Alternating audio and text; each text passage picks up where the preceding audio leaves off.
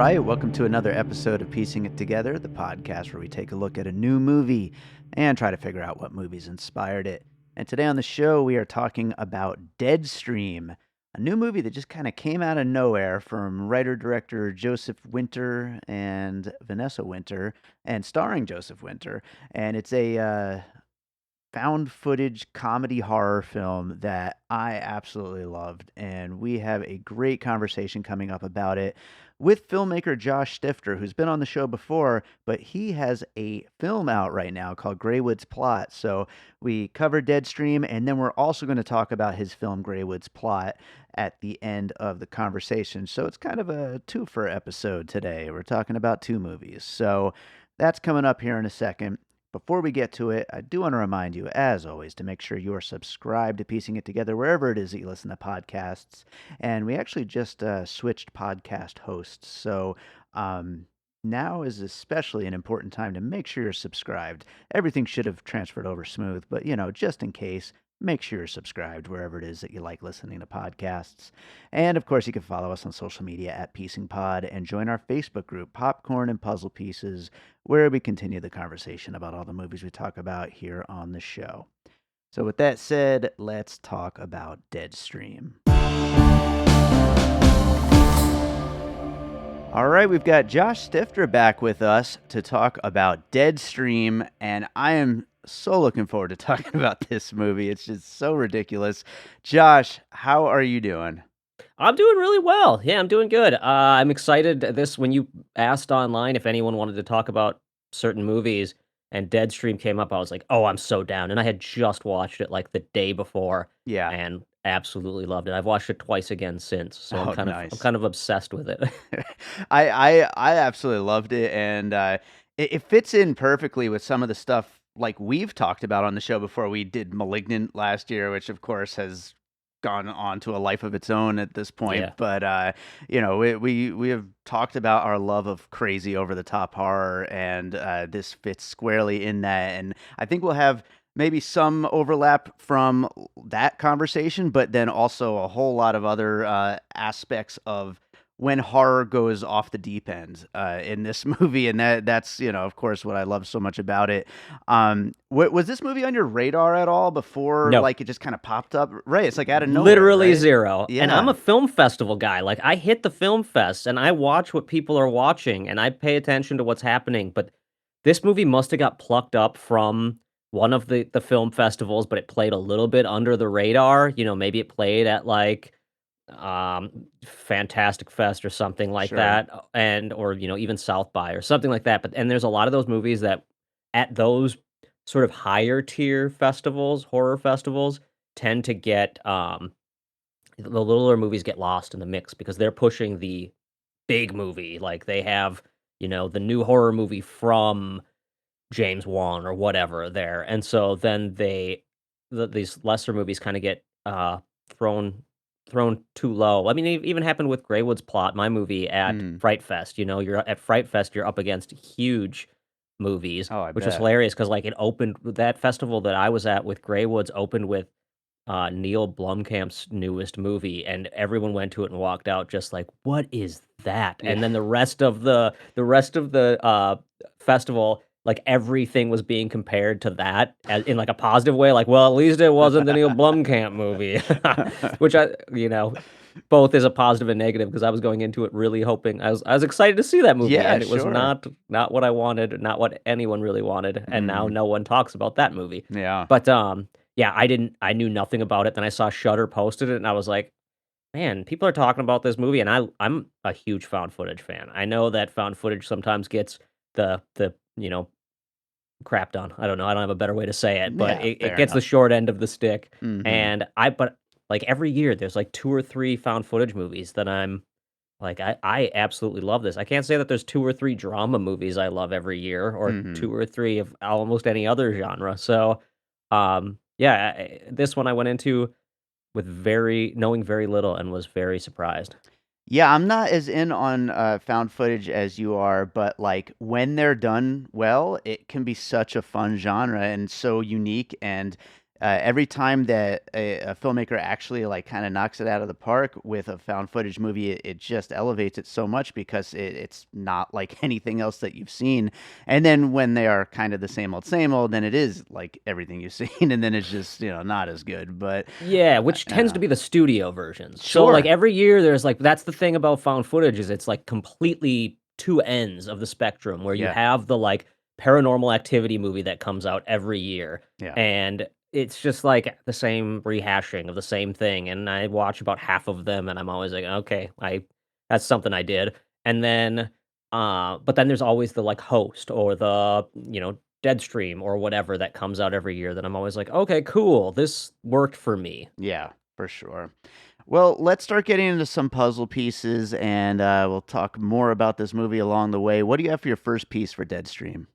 I'm gonna go very obvious with my first piece, and that's Evil Dead 2. Like, Yes. the movie was very, very like, obviously a love affair with Evil Dead 2. You could tell that the whole time they were going like, "What if Ash was a bumbling social media idiot and just embraced it 100%?" Yeah, absolutely. And this movie was sold to me as you're gonna love it. It's basically a found footage Evil Dead 2. And I was like, I almost went into it with a little bit of a chip on my shoulder, like, nah, you don't know me. I'm not gonna like it. Exactly. And then boom, it's like just it's perfect. But yeah, it's so much fun in that way, and that like the perfect mesh of horror and comedy and of kind of an idiot protagonist. And there's a thing that the Evil Dead movies do so well that a lot of horror comedy doesn't always do, in that Ash is always kind of getting beat up by the Yeah. zombies or the Deadites, and like, and here in this movie they capture that same thing where he's like, yeah, yes, he's in danger of dying, of getting killed by these things, but he's also just getting beat up and kicked around by them too. And it's like, I don't know, it just makes for such great physical comedy in the midst of everything else going on. Which I feel like a lot of, people these days, like, right now in the film scene, there's this sort of, like, highbrow thing of, "Okay, we can't Three Stooges it up. We can't go stupid with it. Yeah. That's lowbrow."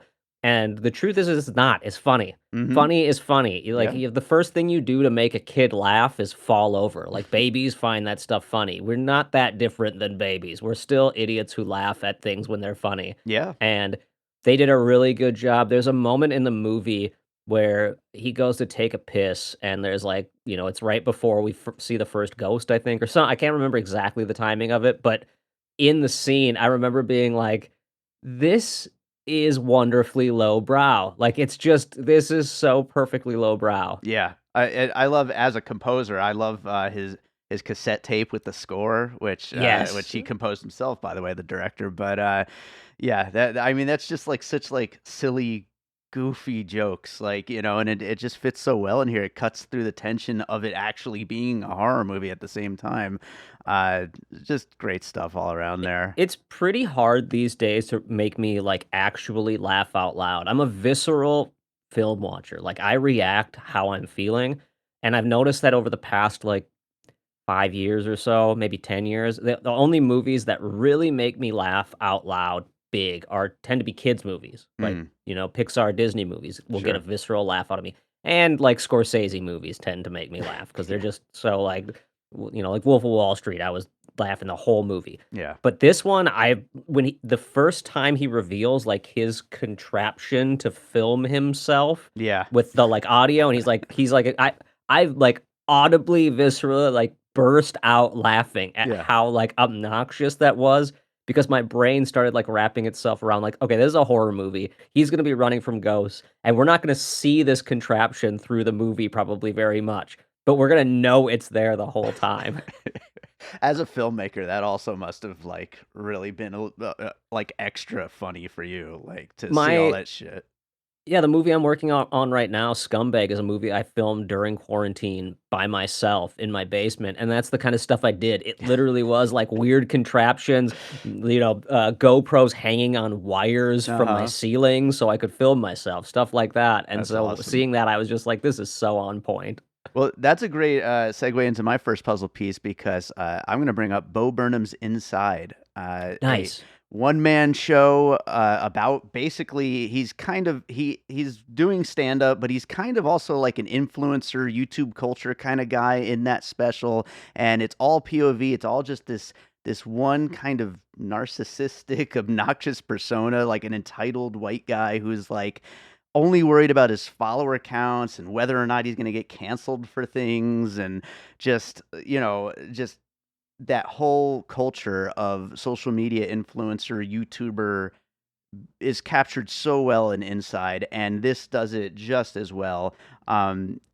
Every aspect of it, from what actually happens in those videos to the personas of the people who make those videos, and kind of the effects of those videos on the public at large. Like, there's so much funny stuff happening there, and Inside was fantastic and such a product of the pandemic. Like you said, starting on your film during the pandemic, I'm sure Deadstream most likely was a pandemic, influenced Definitely project. influenced by it. Like, Yeah. there's no doubt in my mind that if nothing else, this idea for doing it yourself came based on just like other movies did during the pandemic.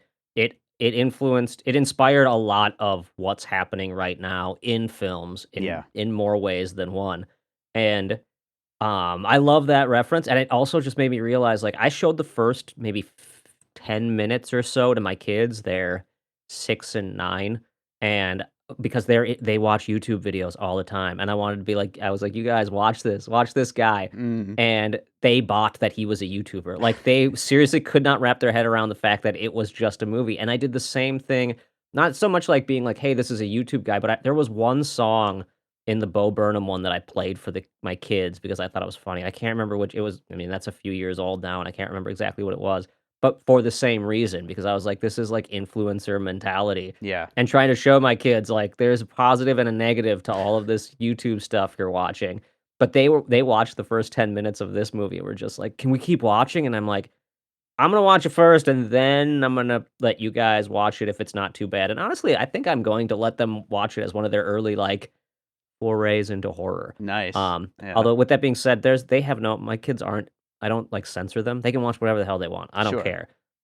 They choose to censor themselves. They won't watch horror. They won't watch anything, even PG-13 movies. They make me, like, show them the trailer and talk it through. When I was 9, if I could get my hands on an R-rated movie, it was like, "Oh, I'm sneaking this. I'm watching it when my parents are Sure. in bed. Like, I will be watching this." So, it's Yeah. funny the difference. But, he definitely hit the nail on the head as far as what these influencers are like, and I enjoyed seeing, like, the build up of viewership as he was progressing and the Oh my god. questions and the Yeah. comments that were coming in because it truly is that I felt like that's what would happen. Like, as much as this movie had it was a movie, you never were, like, truly believing that it was happening. Sure. They didn't care about that.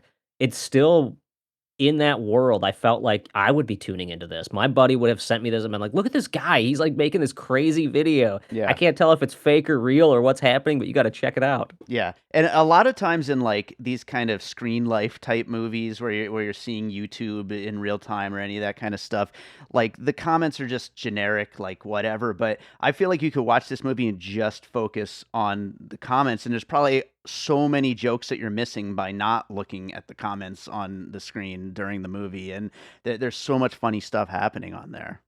There's a ton that like, the second time I watched it, that's kinda why I did was because I was curious, what sort of stuff was popping up on screen, what people were saying, like, the little details that I missed, and there is a ton, but it's still always it played in the world really well. Like, the questions and comments felt like they were actual questions and comments, and it almost makes me wonder if there was a certain point in the edit where they had friends watch it and, like, comment Oh, along as if they were actually watching and that's not smart. just try to be silly. I don't know that for sure, but it definitely felt like moments of that where it didn't necessarily feel like what the writers would have written and more like what actual people were saying. Yeah. No, that's great. That's a great idea. I bet they did do something like that. But what do you got for your next piece? Well, I'm gonna go the total opposite direction, but in the same idea of you went with like someone who made a movie on their own and did something solo. And there were moments of this where I couldn't help but think of a totally different movie, way outside of the box, but 127 hours, Okay. where I started thinking about that person alone, like even like I brought up the peeing scene. There's like the pee scene in 127 hours. And Sure. like there were these moments where I was like, man, there's these little tiny beats of how you make a movie with one person being stuck in a place by themselves, Yeah. and and I thought of some other ones as well, and, kinda went like, "Well, it wasn't really that. It wasn't really buried. It wasn't really like this," but when you're trying to make a movie that's basically one person, for a big chunk of the movie, Yeah. and even when someone else gets involved, they're kind of alone even through that experience. I started to think about stuff like 127 Hours. So it's obviously a very, very different movie. But it's a fun concept to think about, especially as a filmmaker, thinking about, like, what is a movie that is just one person through most of the movie? Yeah. No, that's a great one. I like that, and yeah, it's such a tough genre to pull off that like one person movie, and especially like stuck in one location for the most part. I mean, it is a house with different rooms, but it's still just the house. So yeah, I mean, it's such a hard thing to pull off. Kind of in that vein, my next puzzle piece. I haven't gotten a chance to do a fan film as a puzzle piece in a long time, but Never Hike Alone, the Friday the 13th fan Yeah. film. That's a guy with a video camera going on a solo hike, and he's documenting his trip with GoPros, and then sure enough, Jason from Friday the 13th is there and kills him. But yeah, I mean, kind of a similar setup as this guy just going out into the middle of nowhere and ended up stumbling upon this place that's not, in Friday the 13th, not haunted, but this, masked killer is there. Yeah, it's fun because I never would have thought of those 2, but now that you say that, they're, like, the same concept done in almost exactly opposite ways. Sure. Like, their vibes are completely different. Their style and tone is way different, Yeah. but it's the same concept, like, Yep. when you really break it down, and it shows that I've always had this theory that if you gave 2 directors the exact same script. Robert Rodriguez talked about this on one of his episodes of The Director's Chair. He said he saw the script for Collateral, Michael Mann's movie Collateral. Mhm. The script was sent to him first, and he read it and was like, "I don't know. I don't know how this movie is gonna work or That would whatever," be a and then wildly different movie, by the way. exactly, Yeah. and then Michael Mann got it and it became a very Michael Mann movie. Now, the script was probably pretty similar, and the essence of, like, you know, taxi driver, this, serial killing hitman shows up, and it kinda turns into a slasher at the end. Those concepts kind of would have stayed the same, Mhm. but Rodriguez's version would have been so different than Yeah. Michael Mann's version, and I what you're saying, and this kind of brings that up, the same concept, the same basic premise of, GoPros, person in their own location, evil shows up, but they're so different. Yeah, absolutely. Super serious to super comedy, like, it just shows how far an idea can be, stretched in different directions, so, yeah. What do you have for your next piece? Well, I'll go with the most obvious one, and, it's Blair Witch. Like, Sure. there's the found footage genre, like we talked about, owes itself almost entirely to Blair Witch. Now, I know there were movies before that, but Blair Witch was the first one that really hit the mass market and people just could not stop talking about. And it's fun to see how a movie like this takes that concept and now, geez, 30 years later, 25 years later, I don't even know how long ago Blair Witch came out, but how different it's become and how much people have progressed and how much easier it is. Like, Blair Witch was filmed on film and, Yeah. like, it cost them money. Like, they put money into that movie, and now you can make a movie with almost nothing and have so much more in it. I don't know what the budget was, for this movie, but it used its budget perfectly well. Yeah. Whatever budget it had, I stopped paying attention to the budget, like, 15 minutes into the movie, Sure. and that's the sign of proper use of whatever budget you have. Yeah, absolutely, and, yeah, I mean, Blair Witch Project, like, it just set the visual language for, like, all these movies, and this one follows it, like, kinda to a T until you start getting into all the screen life type stuff, and, like, I wasn't gonna use it as a puzzle piece, but, like, The Searching and Unfriended, all these movies that take place on a screen, I mean, we see so much of the actual YouTube, live stream that's happening, and so you get to see all that, too, but all of that was inspired by the Blair Witch Project too. So it's like it's got its hands on all of these kinds of movies. Yeah, and I think, with that being said, I think there was an element taken from Blair Witch that a lot of these movies miss. A lot of the found footage movies are so afraid to I really love Blair Witch. I saw it when I was, like, 10 years old. My Mm, mom dropped me off at the college theater. I was way too young to be going to see this movie, but I went and saw it because it was, like, the Minneapolis newspaper like had a huge spread on it and like see the movie that everyone is talking about at the U of M, mhm. and they made a huge deal out of it. So being the little horror film boy, my mom actually dropped me off. Maybe I was like 12. I don't remember exactly how old I was. But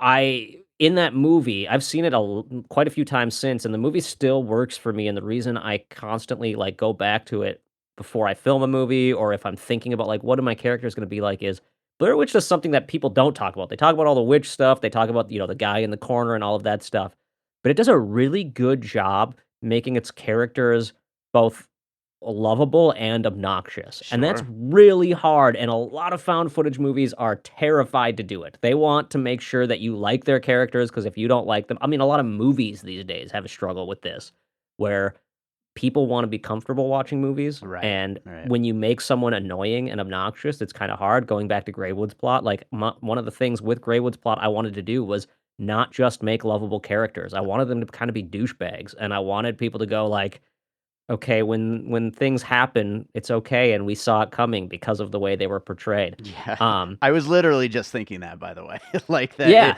it totally works in your film as well. So, yeah, definitely like having a character that isn't just a hero, quote unquote, and a villain, quote unquote, like full characters. yeah, or like, there was because obviously Clerks was a big inspiration for Greywood's plot. The Mhm. first half of that movie was very Clerks based, but, Dante and Randall, as lovable and obnoxious as they are, they're way quippier than I think people it's written. You can tell that it's, like, very written, and with Greywood's plot, one of the things I wanted to do was make it a little bit more like they're not written, like, they are just kind of annoying, Mhm. and they're just the kinda guys you grew up with in high school who were doing those videos, and you're like, "I don't like them," and what would they be like, 10 years after high school? Sure. Um Sure. so, I think they did that really well with this, where as the movie started, I'm like, "Oh god, this is like a YouTuber that my kids would watch. I hate this guy." And then Yeah. like 5 minutes in, I'm like, "Okay, he Uh-huh. composed his own music. At least he takes this seriously." I read some reviews of the movie where people were like, "I got pulled out because there is no way that he'd be able to stream through these iPads and click on buttons as he's going and stuff like that." And I Oh, was just come like, number on. 1, yes, there is. You know there's an app out there that can do that, and I just because you don't know how to do that, this guy is, like, 10 steps ahead of you, so Yeah. don't act like that's impossible, but also, who cares? Right. It's a movie, like, Right. you are way overthinking this if that's what you're taking from it. He Um couldn't really strap a GoPro to a beef jerky. That couldn't possibly Yeah, hold it off. exactly, like, No. it's just so silly the, like, way people try to pick apart these things, but for me, like, as it got to that stuff, I was like, "Oh, I wonder what app he's using," and I got, like, pulled Yeah. into that sort of thing, and then once, he started talking to his audience and he had his what is it? The wheel of whatever, his wheel, I was just like, "Oh, this guy is lovably awful, and Yeah. I'm okay with it." Well, you were just talking about Clerks. Clerks is my next puzzle piece. Nice. It's just this very hyper specific generation of mostly white guys, really. But like, in Clerks it is, here it is. But these guys who just they live through their movie references, and Yes. this guy is constantly referencing various horror movies that he feels like he's in by going through this house. Um, Constantly talking about themselves. They're, like, only interested in their own, like, little small worldview, and, it's just such a specific kinda guy, and, I mean, I'm kinda that guy, I have a movie Yeah. podcast, so, you know, No of doubt. course. Like, there's a lot of in Greywood's plot, there's a lot of very, very obvious references to my own life. The movie is very inspired by me. Now, it's a weird, different version of me if I didn't meet my wife, I didn't have kids, I didn't have a career, I didn't actually do stuff outside of filmmaking, and it's Giving into your literally the worst impulses, like, exactly, yeah. yeah. And so, but I think that a lot of people can relate to that, and yes, it's very much the white guy syndrome, but I think there's a lot of it in a lot of everyone kind of feels that, not just in making movies, not just in whatever, but you have these, like, dreams and projects, and as they don't happen, you get more and more like, I love the fact that this is the best thing that's ever happened in his life. Yeah. And you're just like, "Oh my god." You almost hope there's some, like, little bit of hope that it was fake the whole time, and this guy pulled off the most massive stunt ever Oh, yeah. to, like, and we see the sequel is him being like, "I got everyone, and I got canceled again, but I also became the most famous dude in the world." And, like, you almost, like, are rooting for him in that way.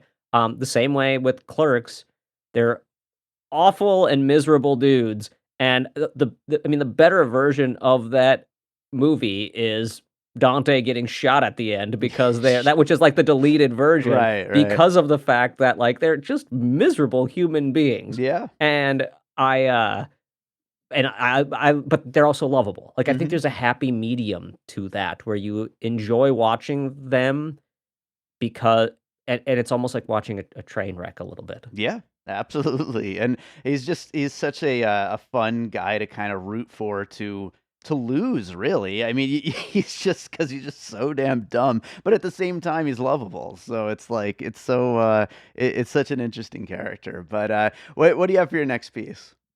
I'm gonna go speaking of interesting and lovable characters, I couldn't help but think that the filmmakers behind this were fans of Ernest Scared Stupid. Beautiful. There was very much like this guy grew up watching Ernest and was like, "I'm going to be obnoxiously over the top in my performance," and there was an Ernest vibe to it. So I'm going with Ernest Scared Stupid, but just in general, Ernest. Like, there was a Jim Varney-ness to I this. love that. I love that. I write down in my notes sometimes a few quotes as I'm watching the movie, and the first thing I wrote down kind of feels like an Ernest thing when he says, "How can haunted houses be overdone? I've never done one before." Like, Yes, exactly, it's just yes. so self-centered and just so ridiculous. Yeah, Yes. Ernest That rules. yeah, that sounds like I know, and it sucks because Ernest Scared Stupid is easily my favorite one of the movies, and it's Mhm. not, like, accessible anywhere. Every other Ernest movie is on all of there's, like, on the streaming platforms, and I've recently gone back and, like, watched them while, under the influence of some beers on a Friday night, Sure. and I've thrown them on in the background because 'cause I'm like, "I wonder if my kids would watch this with me." And I watch it going like, I think my kids would be like, "Why is this grown man doing these things?" But at the same time, I watched him, I was like, "Oh, man, there's, like, a weird innocence to this straight to VHS, odd type of film that doesn't get made for kids Yeah. anymore." And or even a type of acting that isn't very often done, which I liked about this movie. I watched this movie going like, "Man, I could probably show Deadstream at, like, Halloween at a party with my family and friends who don't really like horror movies, and they might enjoy it." And then as I'm watching it, I'm also like, "They may find this to be the stupidest movie they've ever seen because of this performance. I don't know Mhm. which way it's gonna go."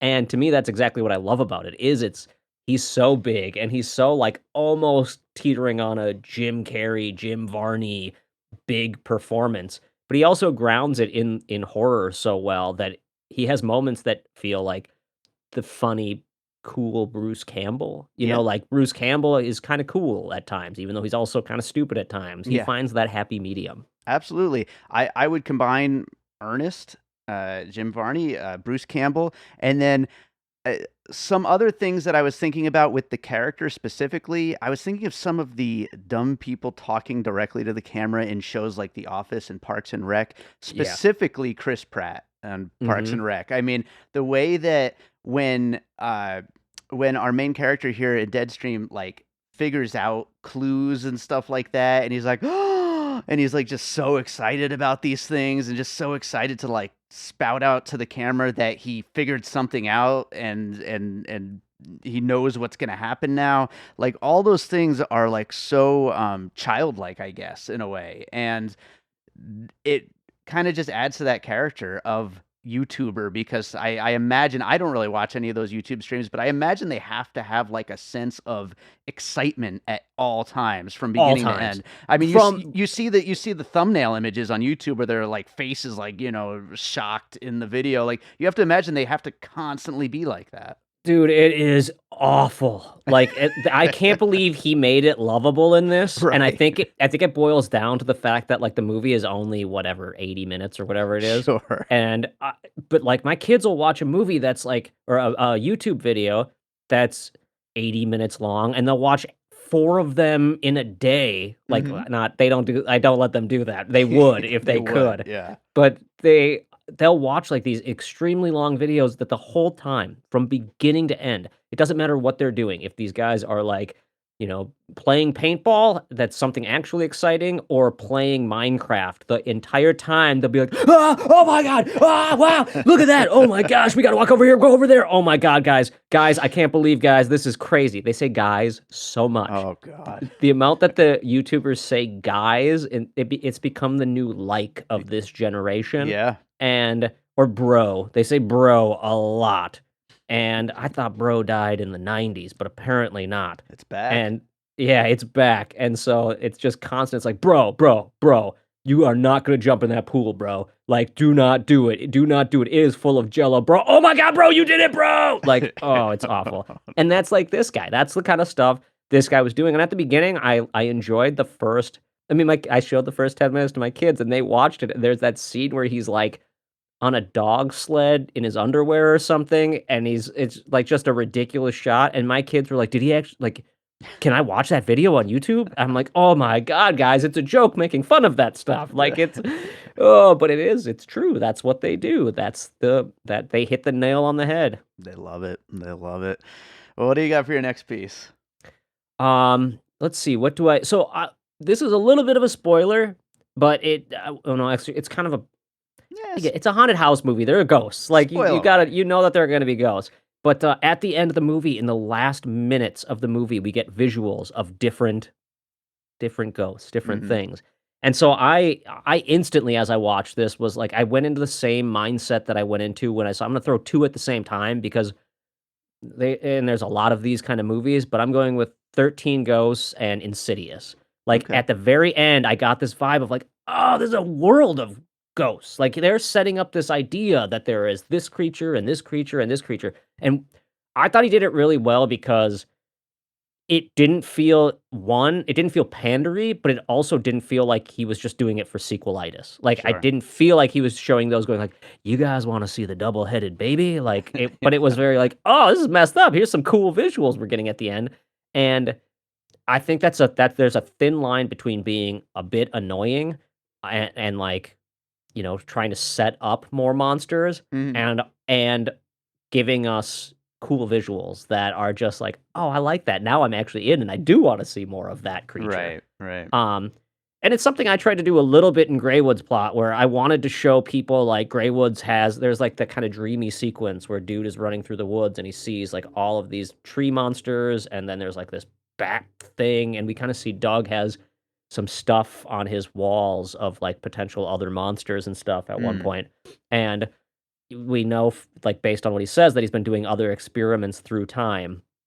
Um and for me, that was something that I didn't wanna, like I wanted cool visuals of different types of creatures, universal monster style thing, not that I wanted people to go like, "Oh, I wanna see more of that, and I wanna know what that is," Right. but more that I wanted to set up, like, this is a monster world, like, this Right, is there's not more to normal. it. Yeah.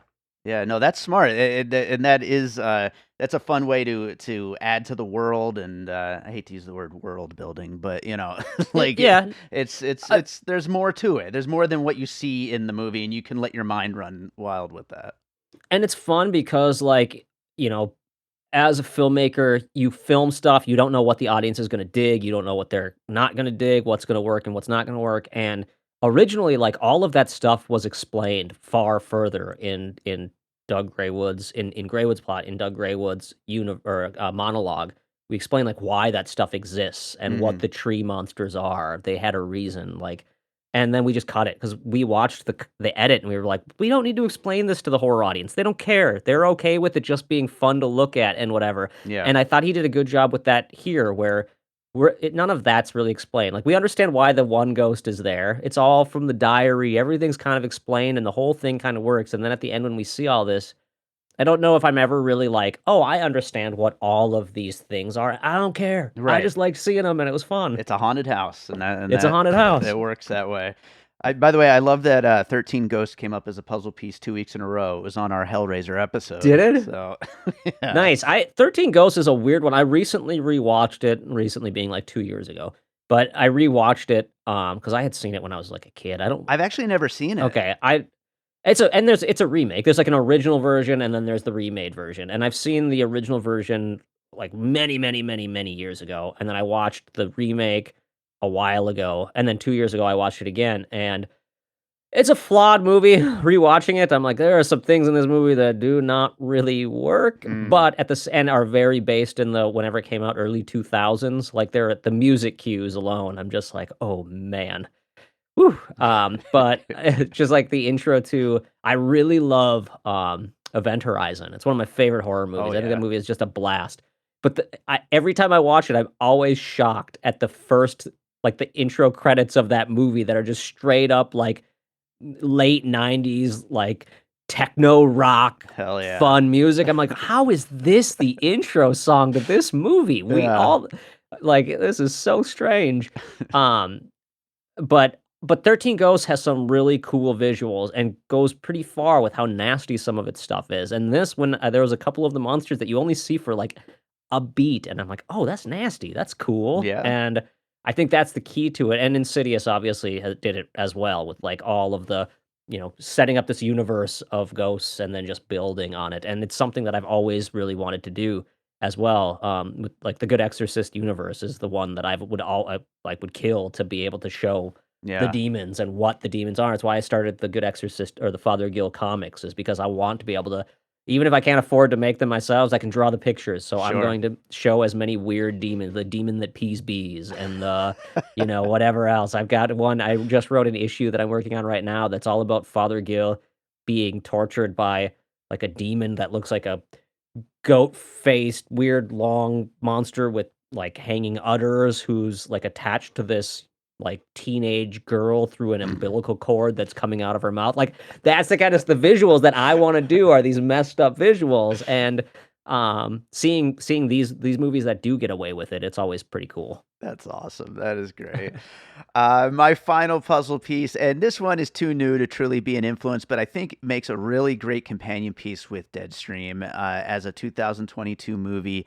Is another movie that I loved this year called Not Okay, starring Zoe Oh. Deutsch as an influencer who lies about being in a terror attack, and then her YouTube, social media influence goes through the roof.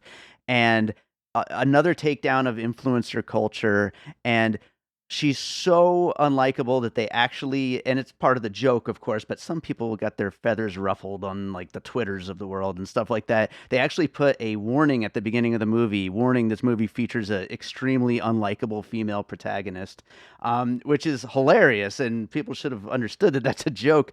This They movie, don't, man. They don't. they Oh really my god. don't.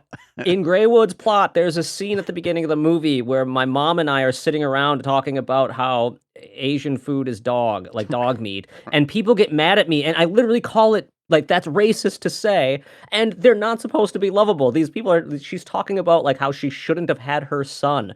Like Yeah. these are not good people, and people attacked me. Like not a lot, but a few people were like, there is a racist joke at the beginning of the movie that is not funny. I do not like that they said it. It is, and I'm like, that okay, so we did it right then. That's exactly what I was going for Bad with that people awful exist. joke. And it's not meant to be funny. That is a cliche, like a Yeah. terrible, terrible joke.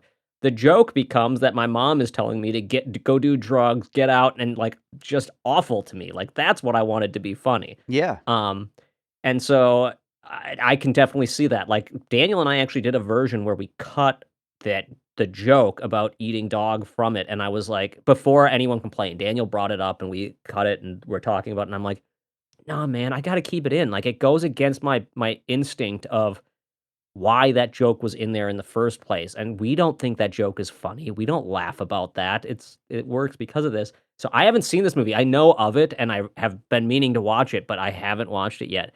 And, the same thing, the movie Dash Cam does Sure. a similar thing where people I mean, I hated the protagonist of Dash Cam, but I Yeah. loved the movie based or I really, really enjoyed the movie because you're not I don't think you're supposed to like her. Right. It's very on the nose, like, she's not a good person. No, no, not at all. And actually, I'd forgotten about Dashcam. Like, I think that all three of these movies, they fit that same mold of like we're in a moment right now where influencer culture is so big and people just talking into their screens, like and people following along. And so, of course, that's going to influence movies and the culture at the moment. And they're all great examples of these unlikable protagonists that if you could get on board with like watching them because everything around them is like worth watching, then you're gonna be watching a great movie, basically. Totally, and, that I'll just go into my last I had one more, and I'll just go into it because it's sort of based in this same world as well, and you were talking about how you didn't know if this movie was, influenced by or came straight out of quarantine and, like, if this Hmm. was made because they didn't have a bunch of people they could work with or whatever, I have no idea, but it definitely was influenced in some way, and that goes back to Host, which is, Yeah. a Zoom conversation we're seeing this horror play out over a Zoom conversation, and that movie influenced a lot of people making movies now, and was the kind of the first one that came out, hit a big audience, and did this stuff with what was happening at the time with quarantine and people not being able to be around each other and talking over Zoom, and it gave us sort of a relationship to our computers in a way that we haven't had before, and a relationship to having conversations with people via the internet in a way that was bigger than ever. Like, I mean, there's people have formed bonds out of quarantine and based on talking over Zoom that they Hmm. hadn't before. And Host did that really well and came out at the perfect time, and also had literally the best jump scares of any movie I've ever seen. Yeah. I don't know. I think it was just based on the fact that it was relatable in a or in this Zoom call, and also wasn't just purely sound design jump scares, even though it had the sound design from, the Zoom calls. Like, there's something that felt really relatable about that to me where, I've been on conversations with coworkers on Zoom and their phone falls that they were talking on, and all of a sudden you're like, "Oh god." And so using that sort of thing worked really well. So that's sort of my final one is I think Host was definitely if I don't know if they had this idea before Host came out. I don't know if it came from it in some way, but Host influenced a lot of us to be able to go like, yeah, I'll go along on these rides of like this modern social platform of computers as the means of found footage. Yeah, absolutely. And you said it earlier about like the technology is kind of like catching up to where you can make these things easier, like how hard it was to shoot something like Blair Witch Project. And like we're going to see more and more of these things. And hopefully more of them are like Host and more of them are like Deadstream, where they like use these technologies in interesting ways because it's really awesome when it does get done well because it becomes this unique film that really nothing else is quite like. And I think in the end, the truth is both of those movies, Host and Deadstream, work because if they weren't found footage movies, if they were done in a different way, if they were done in a big budget way, I think they'd be just as enjoyable. I think that it adds to them and elevates them to be what they are. But the characters are enjoyable, the story is there, the plot is right, and they still, subvert our expectations. Yeah. Host especially. I remember going into Host and my buddy Daniel was like, "Dude, you gotta watch this movie. You're gonna love it." And I was like, "I don't man, the Zoom call movie? I don't know. Yeah. This is you know me. I don't like movies." He's like, "No, shut up. You do. You like this. This is what you like." So I put it on a Sunday afternoon. The windows were open. It was light in the living room. Like, it was not like I was watching this movie. I texted him halfway through the movie, and I'm like, "Dude, I need to chat with you every now and again. If I don't message you in 10 minutes, I had a heart attack." Like, I was on the edge of my seat through Host. Yeah. And part of that was because I thought the characters were kinda lovable and enjoyable to watch, but then also, like, I kept being surprised by where it went and the way it built up the tension, and, uh, so I guess I won't spoil it, but there's a scene where there's a fire that happens in Host, and I was just like, "How are they doing this?" Like, I don't know how this moment is happening Yeah. on this Zoom call, and that's the sign of, like, it doesn't matter what their budget was, they thought outside of the box and found a way to do something that just surprised the hell out of me. Yeah, yeah, that's awesome. Absolutely awesome. I think that does it for Deadstream. Let's talk some more about Greywood's plot. Sure. Your movie just came out. You filmed it a couple of years ago, right? Like before the pandemic. Oh, yeah, so we filmed all over the place. We filmed, many, many years ago. We went out into the woods. Like, for my 30th birthday, Daniel, Keith, Strauss, and I were just like, "Let's go mega movie," like a Yeah. mumblecore thing, like, "Screw this, let's just go out there and try this." And we just went out and filmed and failed. I mean, we didn't know what we were doing, we're not improv guys. It was Hmm. fine, but there wasn't a whole lot to take away from it. And so we kinda scrapped it, but at the same time, we're like, "Well, maybe we'll make something out of it still. We'll find a way to make it work as a short or do something, like, for YouTube with it or whatever." And then I got the call about Rebel Without a Crew and went and made my first feature, The Good Exorcist. Hmm. So then I took a year off from working on Greywood's plot and made The Good Exorcist, and then after we got back, let's see, that was in 2017, and then in 2018, yeah, it was like the fall of 2018, I think, Daniel and I went through the footage and started looking at Greywood's plot again, and it was actually the last day of filming The Good Exorcist. I turned to Daniel. We had just wrapped, the martini shot, the final shot of the movie. We all cheers, we all laughed and cried and said our goodbyes, and as we were Hmm. walking away, I was just like, "Hey, Dan, you know what we should do next?" And he's like, "Yeah, I know Greywood's plot." And so we finished The Good Exorcist, went out into the woods in 2018, and filmed for basically a year, like just filming, on weekends whenever we could. Um, sort of, I wrote the script, so we had a better script, but then we were adding scenes to the movie until 2 weeks before we went to our first film festival. Like, Hmm. we literally were like, I had to send out the final Blu-ray, or how I don't know if we did a DCP or a Blu-ray or whatever for that film festival, but we were going to our first film festival, and I was cutting the scenes, trying to get them ready for the Blu-ray, and sent it out, and they're like, "Hey, we have it down that this movie is 79 minutes, and it's at 84 right now. What happened?" I'm like, "Oh, I added some stuff." And so, um we got it done, and then the pandemic happened. Yeah. So that was the first film festivals were in 2019, and we were, like, talking about, like, "Okay, let's find distribution, let's get it out there," and then 2020 hit, and, you know what happened. Sure. Sure. And, so then we were sort of like, "Well, screw it, we're not in a rush to get it out there, let's just sit on it for a hot second and see what happens," and we got into, like, Fright Fest, we got into some huge film festivals then, waiting on it. And then after all that, Terror Films picked it up and we released, and we got the movie. It came out a couple weeks ago on, Amazon, iTunes, all of the normal streaming platforms, and we did some screenings with them, and it's like kind of slowly rolling out and hitting its audience properly. Yeah. And yeah, it's been a fun many year adventure. Yeah. So my first like question about it is it with a many year adventure like that and going back and filming all this new stuff, like at what point does the overall story start to come about that there's this videotape, there's some kind of creature, they're going to go out and try to document it like and then something happens while they're out in the woods doing that. Like where does that all kind of congeal?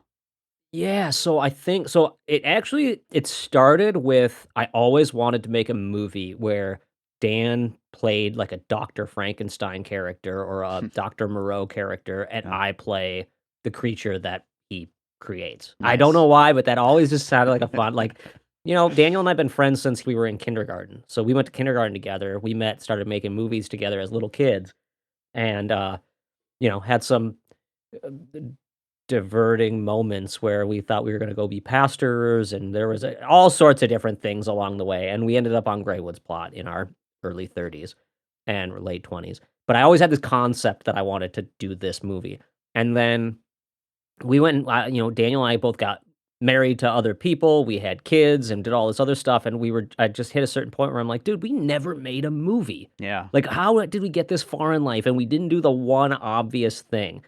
And so, like, a few years before Greywoods, we started shooting shorts and really trying to learn what we were doing through short films, and then but through that whole time, I was sort of coming up with this concept, and I actually wrote a movie where a bunch of guys go into the woods trying to film a chupacabra, Yeah. and it turns out that in the script, mosquitoes are spreading like a zombie virus, and this was like pre-Walking Dead, pre-zombies, but the concept was like they get out in the woods. It's four friends. It was gonna be me, Keith, Daniel, and then a guy I knew who's an actual like literal giant. He has like gigantism, so he's like this monster of a man, Mm. and I was gonna have him play the one who gets bitten by the mosquito and becomes a zombie, and it's Mm. like three idiots and their giant like he's like the Terminator of a man who's now a zombie, and they have to try to stop him from killing them in the woods while they're Nice. trying to film the chupacabra. And obviously, the chupacabra had been bitten by this mosquito, and it was just a zombie dog, basically. So Okay. that's also Yeah. plays into it.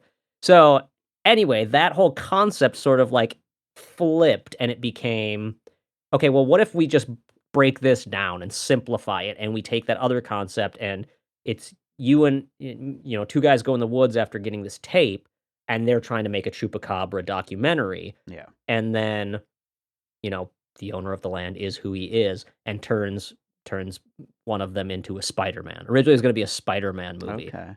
which is why there's a shot at the beginning of the movie where Super 8 footage of a spider, and at that point, I'm like, "A spider? What the hell does a spider have to do with anything?" And it's in my little suicide video.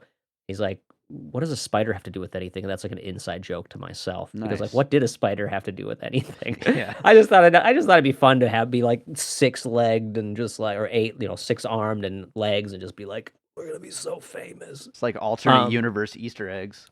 yeah, exactly. It really is. And so that's sort of where it came from. And I wrote instead of writing a script, I wrote out note cards and I did like 40 note cards and had an outline for this idea. And then we went out in the woods and filmed um for the first time. And then when I got back, I was just like, well, I'll take what we filmed and I'll write a script and what I learned on The Good Exorcist and I'll build off that and write this script. So then I wrote the actual script that it became. Okay.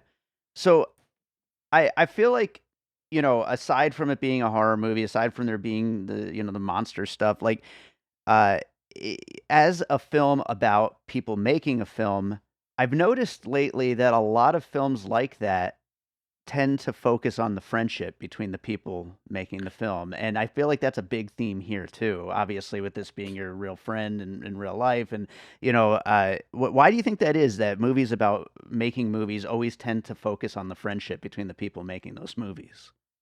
Well, there's a one point that is like a major thing that I've learned through what I've done, but the other thing is I specifically wanted this to be the opposite of what most friendship movies are. Most friendship movies are about like these two guys who don't like each other and they sort of bicker, but they find friendship throughout the movie, and then at the end they realize where their relationship or why their relationship is together. Sure. Tommy Boy, for instance, or whatever. Like most movies take that route. Very few movies are about a divorcing friendship. So Mhm. I wanted to make something because we don't think of friendship as something you divorce. You're either friends or then you kind of like just break away. But my relationship with most of my friends is like very tight, like tighter than my relationship with anyone else. So Yeah. I've known Keith since I was 13 days old. Like literally met him in the hospital when he was born 13 days after I was born. We've known each other our entire lives. And there is no divorce in Keith and I's relationship. Like we talk to each other, once a week or once every couple weeks. We call each other and we just can BS, and it's like the conversation never ended. Yeah. Um, and Daniel's the same way. We met in kindergarten, so I have these very very tight relationships with people. Um, so I wanted this movie to be a little bit different than that. I wanted it to be about the divorcing relationship, and I wanted it to be so it actually takes the opposite arc of most movies. Most movies start out as enemies or slight friends. Then they bicker through the whole movie until they realize they've formed a bond. I Yeah. wanna do the opposite where there was obviously a tight friendship before, and now we're seeing it falling apart, and then, "Oh, are they actually good friends? Like, this is building up," and then the end Yeah. happens, and we all yeah. So, that was a big part of this, but I think movies about filmmaking are big time about friendship because Fr making a movie, not to downplay anything or downplay, like, the horrors of something like this, but there is an element of going to war, and, obviously, it's not like going to war, but Mhm. there is something about going into filmmaking where you only have a certain amount of time, and the life of the film is on the line, Yeah. and if you don't finish this thing, it's not going to happen, and, no one's life is going to end over it or whatever, and it's not that horrific, but to an artist, it's a big deal, like, as you're Yeah. going in to make it, it's a lot, and it is the hours are the worst of anything I've ever done in my life, like, we've shot some nights into days, into, like, going on Rebel Without a Crew which is the series, the reality series I made The Good Exorcist on, Yeah. and, I was on camera 24 hours a day, I was always under the gun in some way, I had things going wrong and people were, videotaping it, everyone was gonna see it, so it was there was a lot of drama to it, and I think a lot of the times our first movies we make and the people who are there to help us make them are our friends. They're the ones who are there when you need when even on bigger budget movies, bigger meaning not like yes, even bigger budget movies. Scorsese put his mom and dad in a movie. Like there's, Sure. Yeah. like that this stuff happens and I feel like even on the biggest of movies, there are moments where you're like, I need a background actor who can do this. I'm going to call my brother, like that sort of thing or I'm going to call my best friend.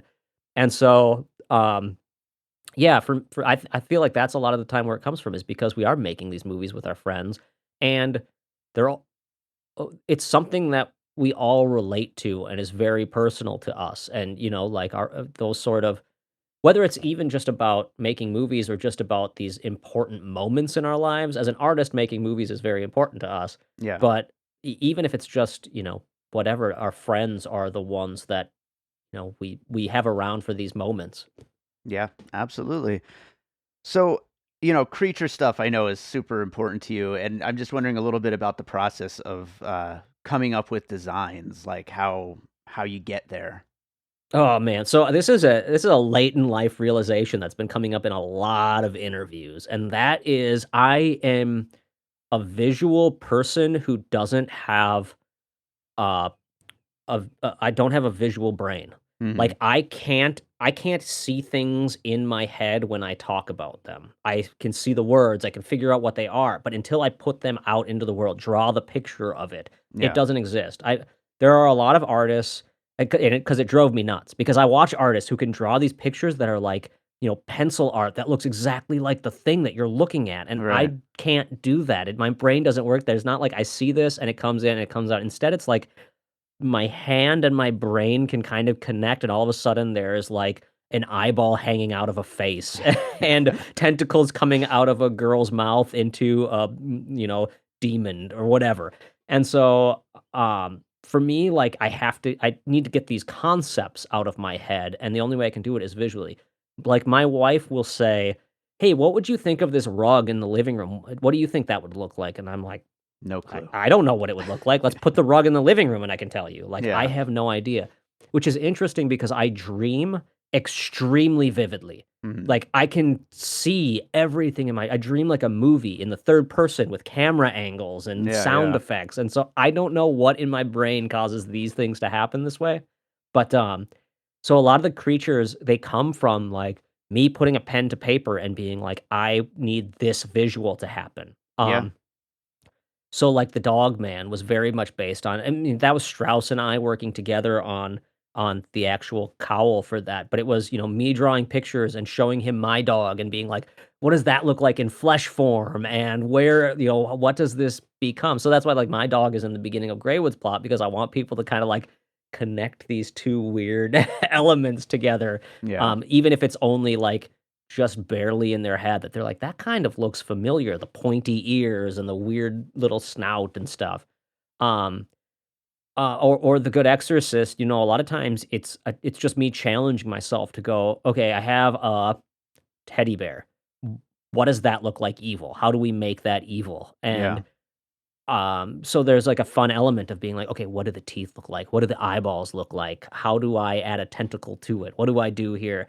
Um, Nothing impresses me more. We talked about Malignant, and nothing impresses me more than when someone surprises me visually. Like, Mhm. I've seen so much. I've watched so many, and I'm the kind of person who watches every messed up movie. Like, Yeah. I'm desensitized to the point where I can watch anything. And I'm just like, "Oh, that was horrible stuff that happened, but it was a movie," You're you right, know? Like, right, the Serbian film is a joke to me. right, Like, I right. can make that joke about when people are like, What movies are you gonna watch with your kids this weekend?" I'm like, "Ah, we're gonna watch, Moana and the Serbian film." Yeah, Like, sure. they're like, "What?" So, Double feature. uh, I don't yeah, dude, they go together. Yeah. Um but when something does surprise me, like *Malignant* did, where, that movie builds to what you finally get to see, and I'm just like, "What is this?" Yeah. And it impresses my visual mind.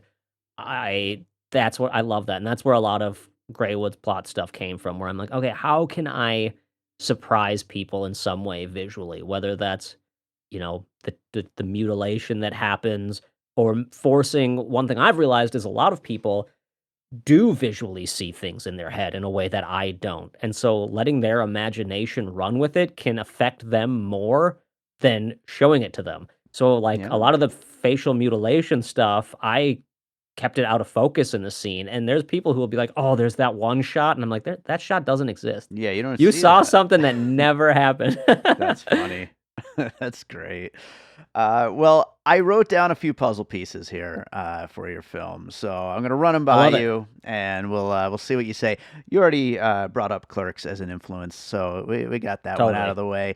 Obviously, Blair Witch Project I have on my list as well. But moving on from there, The Ring, which we could have talked about while talking about Deadstream as well, but getting this videotape that is, got some kind of weird supernatural thing happening on it. Oh, yeah. I mean, here's the thing. I never once thought about The Ring Mhm. while in the process of writing it. I very much thought about, um, it sort of came from the podcast I do, Low Budget Rebels, or the Flush Studios podcast before that. It was all about talking to low budget independent filmmakers. Yeah. And people would send me these videos where I would be like, "This is the weirdest low budget movie ever. I love it. Like, I wanna talk to this person."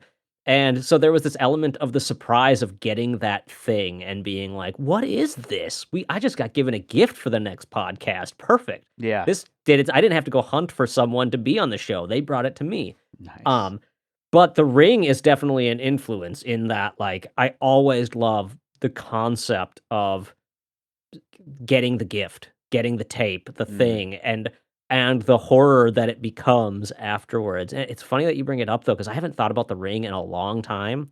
And my son is really into creepypasta. Can't watch horror movies at all, but loves creepypasta concepts. Yeah, yeah. And so, someone at school brought up The Ring and whether it was a creepypasta or not. And I was like, I don't think so. I think it's just a movie. Like, I think it's based on a Japanese or Korean film? I believe Japanese. Japanese film, and, and I was like, "Let's watch this. I'll show you what the little girl looks like, though." I love doing that to my 9-year-old. I'm like, "Look Nice. at this messed up thing, and let's see how far I can take it before he runs out of the room screaming."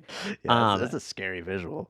it is, and Yeah. so I showed him the Ring tape, and I'm like, "If you watch that, you die 7 days later." He's like, What?" And I'm like, "Man, they did their job," because he literally knows it's a movie. I just talked to him about it, and he still got scared that he was gonna die 7 days later or Oh, whatever it is. yeah. Great. And so, yeah, hugely. I mean, The Ring was really inspiring for a lot of us too in that era of scary movies that were PG-13, but 95% of them sucked, but there were like a handful of PG-13 horror that was actually good and Right. made you go, "Okay, yeah, we can work inside you can work inside of the PG-13 box." Yeah. No, that's true. Absolutely. Next one is Tusk.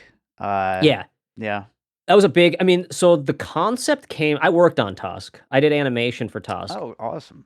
and the concept for Greywood's plot came before I saw Tusk.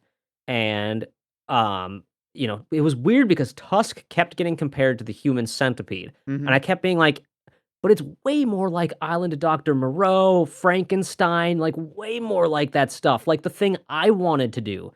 Yeah. And then I worked on Tusk, and I did some animations for it. One of my animations got cut from the movie, and one of them was the, like, behind the scenes making of that the podcast was based on, Mm. and I had read the script for it, and I really liked it, but I instantly was just like, "I like the opposite idea. I want that movie about friends that is all about the friendship." Like, it's literally just about the friendship. Yeah. None of the relationship stuff, none of the, like I wanted and by the end of Tusk, spoiler alert, I wanted them to be friends. I wanted Michael Parks and Justin Long to live together forever. Yeah, And sure. I was at a Q&A with Kevin, or like one of his, like, stand-up things he does, evening with type thing, and Kevin was like, "Hey, if you didn't like something I did or if there was something you would have done different, go do it. Like, go make that thing." And I was just like, "That's you just gave me carte blanche to go do this, man. Like, you just gave me the okay." And Yeah. because part of me had been like, "Well, if I can't do this idea now. Kevin did it. Like, Kevin made the movie where a guy turns another guy into a creature." And then but then I also started thinking about, like, that's so many movies. Yeah. And so I was like, "Well, what if Kevin can do his take on it, why can't I do my take on it?" So I just, Yeah. like, 100% leaned into it and went, "Okay, I've got my 3 movies, my 3 no budget, low budget movies before I get into filmmaking," which I'm working on my 3rd one right now.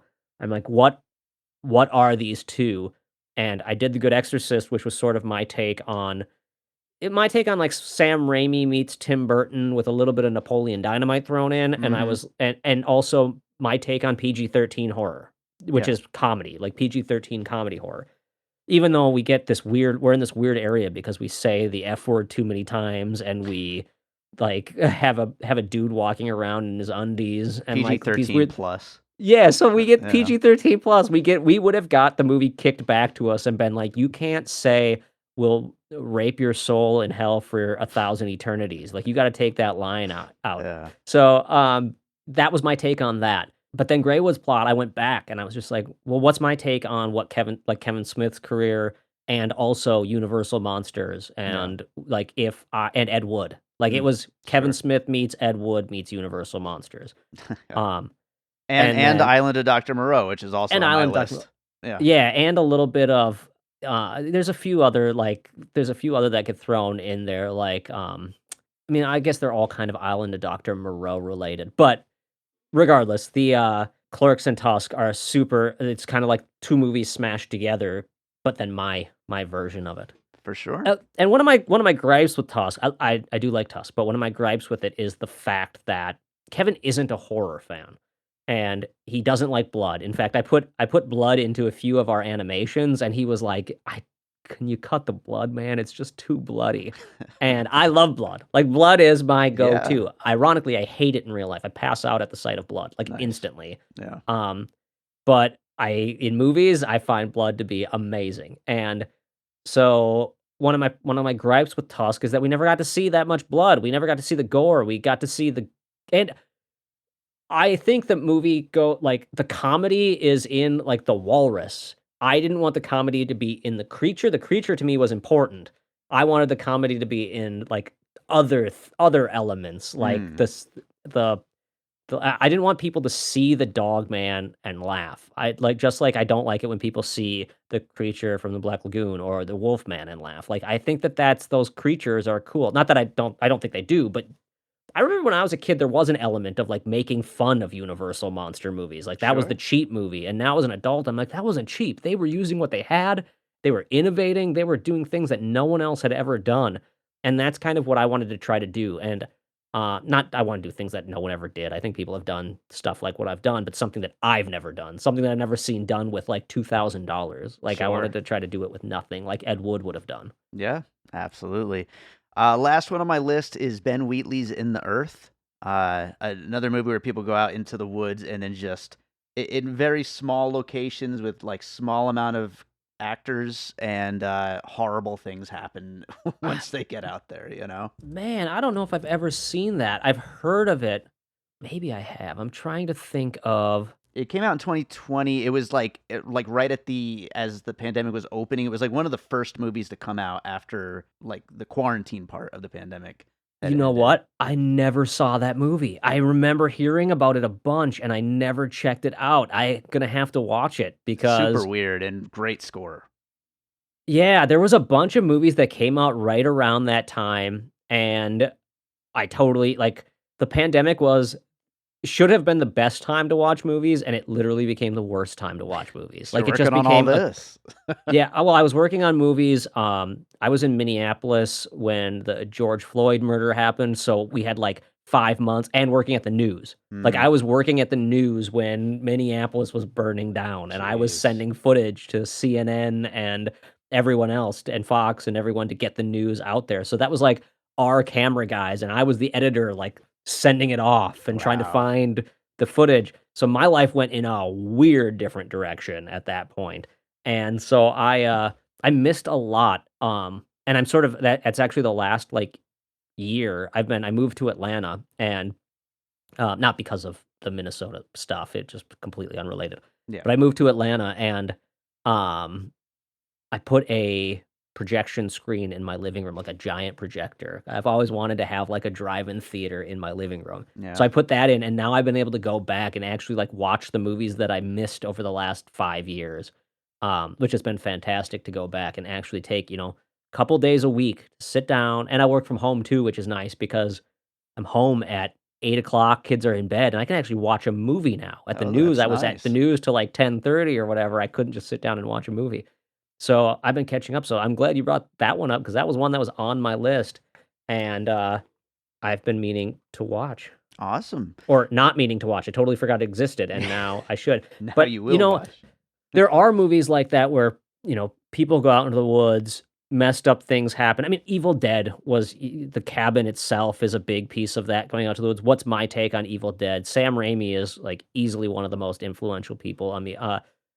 After I finished the edit of Greywood's plot, Daniel turned to me and jokingly, like, we watched the movie together, and it was the first time he had watched it from beginning to end. Mm. And he looked at me, he's like, "Man, you know what movie or you know what filmmaker was more influential on you than you even know?"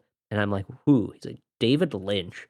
You are Oh, such a David Lynch fan." I'm like, "Really?" He's like, "Yeah, man. There are weird dream sequences. This movie goes like I didn't see it until I saw it all together, but like the dreaminess of this movie, the weird use of, like there isn't any actual Wizard of Oz music, but there's a reference to, like, the way Wizard of Oz music plays, mhm. and the tree monsters are vaguely a reference to the scariest part of Wizard of Oz to me when I was a kid was always the trees that throw the apples at Dorothy. Oh, Like, yeah. for some reason, that freaked me out, and so that's kinda where the tree monsters come from when Keith is, like, running through the woods, Nice. or Miles is running through the woods, and so that, for me, the, it was interesting for Dan to say that because David Lynch he's one of my favorite directors, and I love David Lynch. Blue Velvet is one of my favorite movies ever made, Yeah. but I never thought of him as an influence because my movies are so silly and so just I don't know, they're so odd, Yeah. but David definitely played an influence on some of the, like, directing style of what I do, and the fact that I will take the audience in this place where I'm like, "No, we're gonna see what their dreams look like." Like, it doesn't matter where we're at, but, this guy's, cartoon birds landing on his head or, like, the cartoon scene where he's talking about the killer hobo story, like, Yeah. Dan's just like, "You have a weird gall that no one else has to just go like, 'No, I'm gonna do animation right here, and I don't care what you think.'" Yeah, why not? Might as well, right? Well, I'll close off my puzzle pieces with "I Wanna Be Your Dog" by the Stooges, so, throw that in there as well. Nice, yes. That Yeah. was that's hilarious.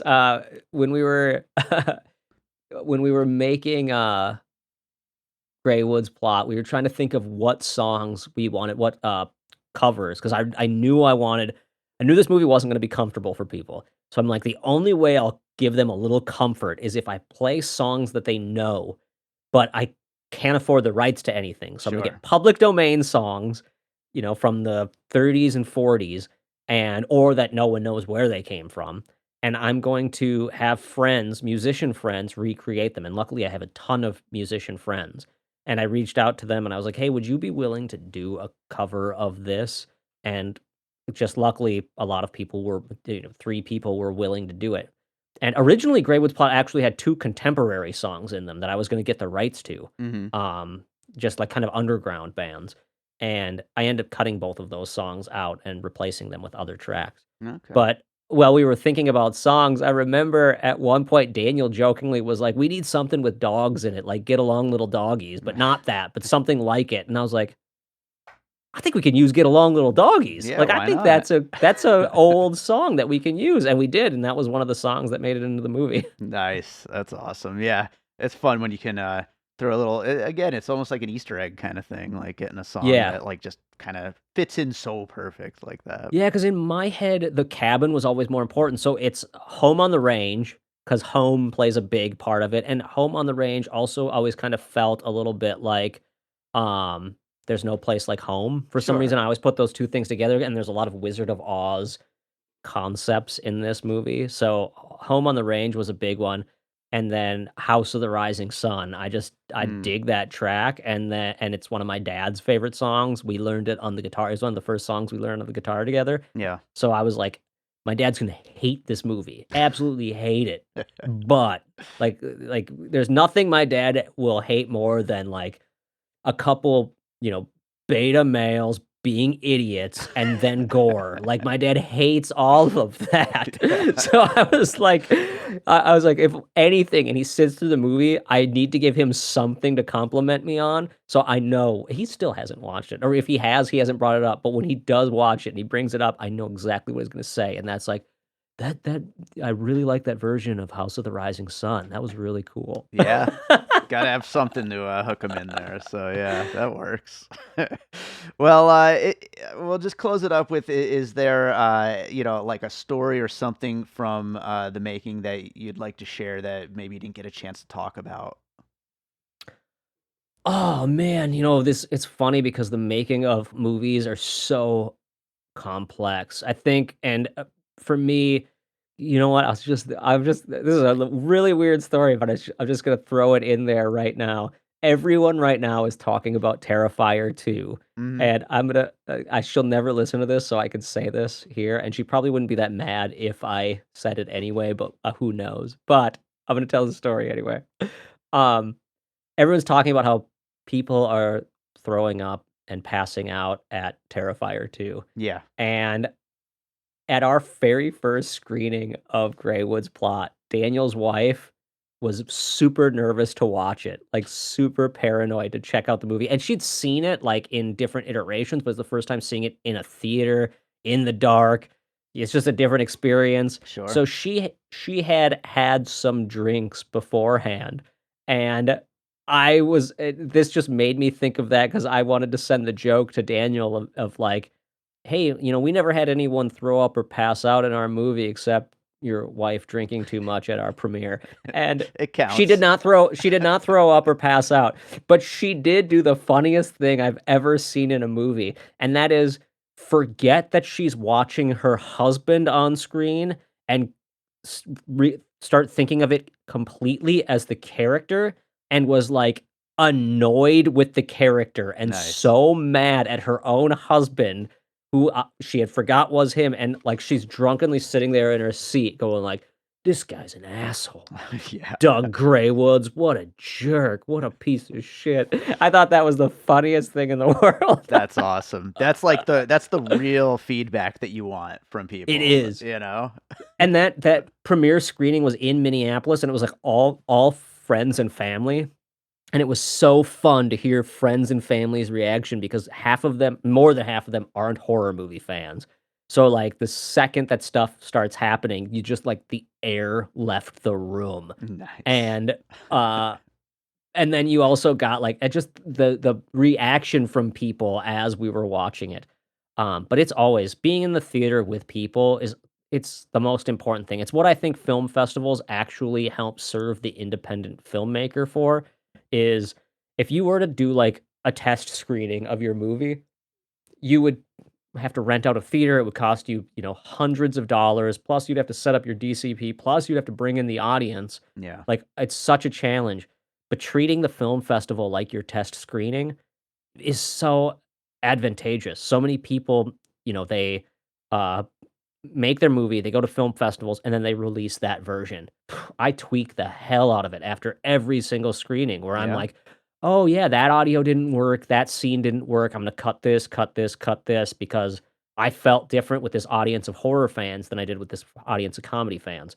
Or I see it with a comedy group, and I'm like, "Well, I can get them quicker if I do this funny thing here." Sure. So, you essentially if you go to the film festivals, you essentially get a, screening that costs you as much as your DCP, your flight, and your hotel room or Right. whatever. Yeah. Yeah. No, that's it's great advice to filmmakers, like, because that is important to continue to understand where the film is at this particular point in its process and to get it to where it needs to be. So, absolutely. That film festival chunk is like 6 months to a year, but that movie's gonna live for forever. So Yeah. whatever you have to do to make that forever a little better, go for it. Absolutely. Well, Josh, thank you so much for covering Deadstream with me and for talking about Greywoods. Tell people where they can find you and your films. Yeah, I'm all over the social medias, at Josh Stifter on Twitter, at Flush Studios on Instagram. I'm on Facebook. I think we have a bunch of pages on there as well. I'm not on Tik. I'm on TikTok, but I never use it. Me too. That's the one that I like. I even got the most views on it of anything else. I think like I was getting tons of views, but I just didn't have fun working on TikTok for some reason. It just didn't hit me, so I stopped using it pretty much.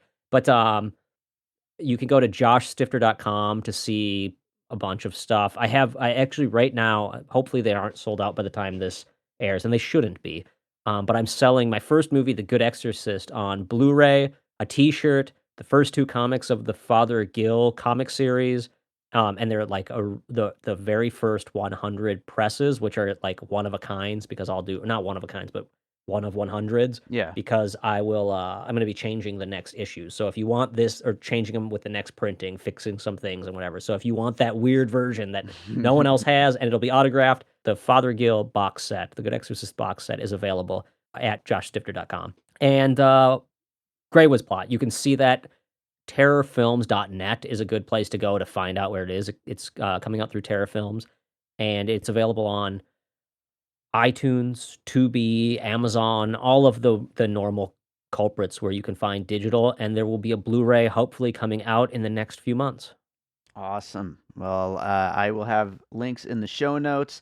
And Josh, hopefully we'll get you back again sometime soon. Dude, anytime. I love this. This is my favorite show to come on.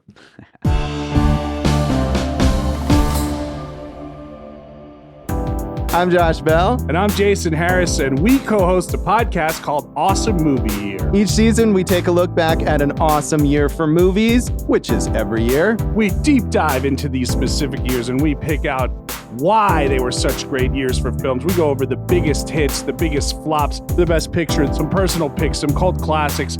Years we've covered in past seasons include 1994, 2003, 1977, and 1984, and we've got all of film history to look forward to.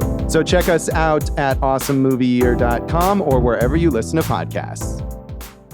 All right, I hope you enjoyed that conversation about Deadstream and also about Josh Stifter's new film, Greywoods Plot.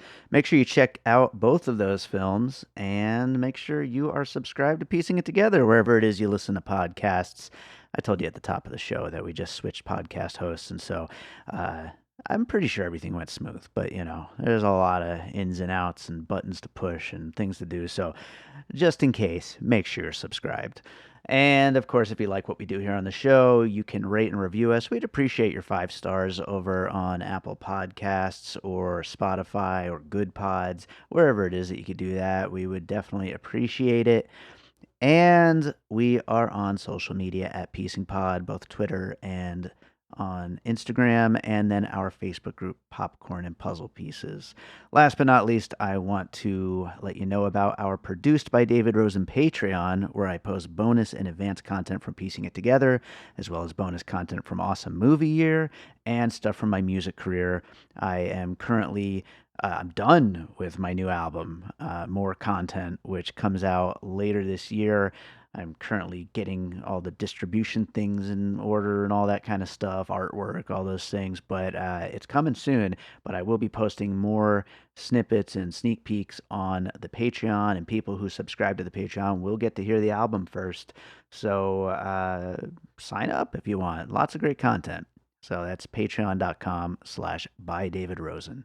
And speaking of my music, let's close this out with a piece of my music. And it being the Halloween season, I've been playing like, I don't know, creepy and scary stuff from either my albums or various pieces I've made for things over the years. I'm going to go with an old track called The House. This will be a good one for this movie Deadstream, where this idiot goes into a house with cameras and it ends up being haunted. So yeah, let's go with The House. I don't even remember what this song sounds like. Hopefully it's good. It's from 2013, so it's pretty damn old. But yeah, let's play it. Why not? This is The House. It's an unreleased track of mine that was in some libraries and things like that. And hope you enjoy it. We'll be back with more Piecing It Together real soon.